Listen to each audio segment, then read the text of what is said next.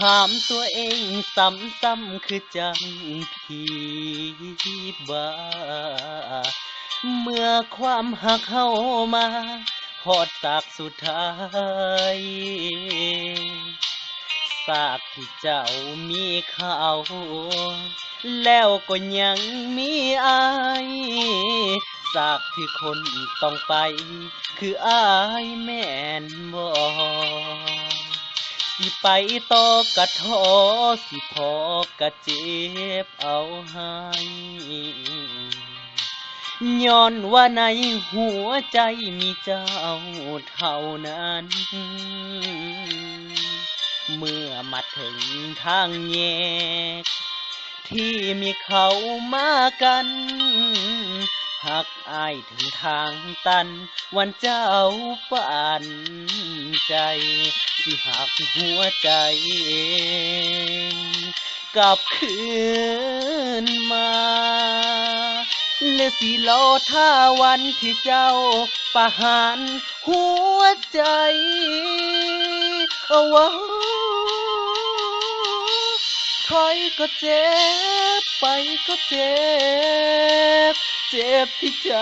ตอนนี้หากที่มีหักษา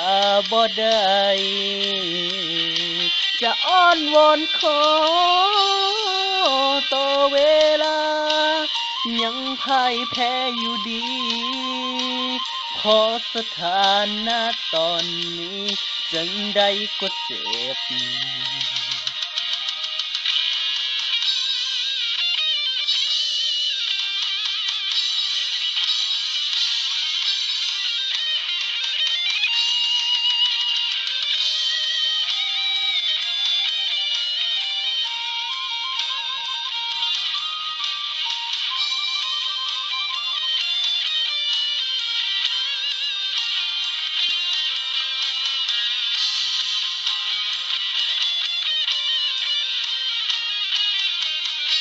ที่หักหัวใจ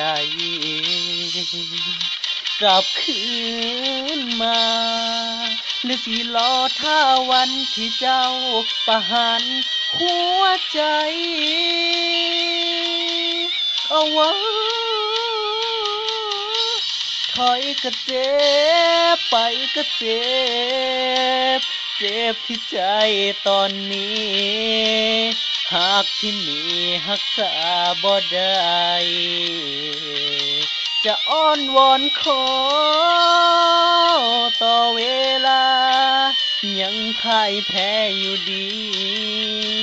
พอสถานะตอนนี้จังใดก็เจ็บเพราะว่าในวันนี้อายเป็นคนเจ็บ